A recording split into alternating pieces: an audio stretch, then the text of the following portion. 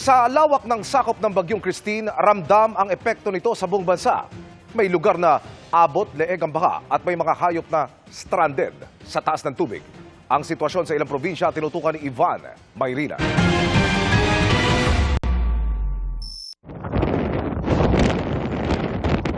Sa Dahit Camarines Norte, dinig na dinig ang tila dagundong ng malakas sa hangin. Sinundan pa yan ang matinding buhos ng ulan. Sa lakas ng bugso ng hangin, iwi na siwas pati sanga ng naglalakihang puno. Sa Sorsogon, malakas ang agos ang bahang lumamon sa mga kalsada at pinasok ang maraming bahay. Kanya-kanyang bitbit na may sasalbang gamit ang lang residente, lalo't tuloy-tuloy ang pagtaas ng tubig.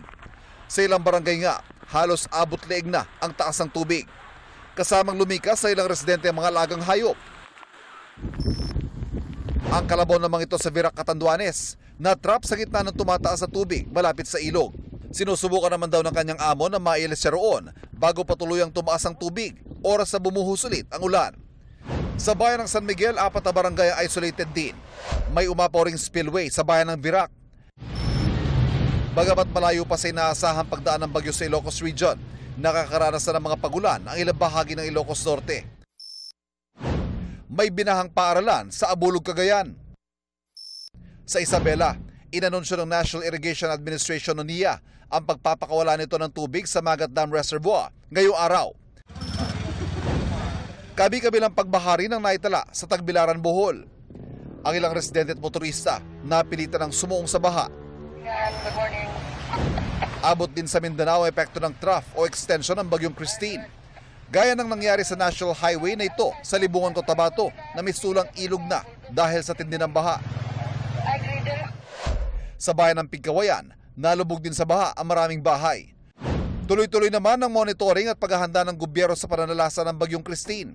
All units have been mobilized. All local government units have been informed. Maraming predictive models siya. So, as unpredictable as the weather goes. But no matter where it will pass, all local government units, all civil defense units have been alerted and I think we're prepared. Inirekomenda ni rin daw ng DILG ang pagkansela ng mga klase sa buong Luzon hanggang bukas. We advised all local government units to suspend classes in the entire Luzon seaboard. Buong Luzon yan. And that goes also with canceling all seacraft from traversing the Luzon area.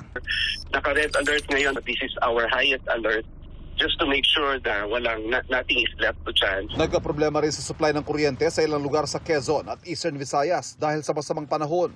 Inaasesa ng NGCP ang epekto ng bagyo sa kanilang mga pasilidad. Para sa GMA Integrated News, Ivan Mayrina, nakatutok, 24 oras.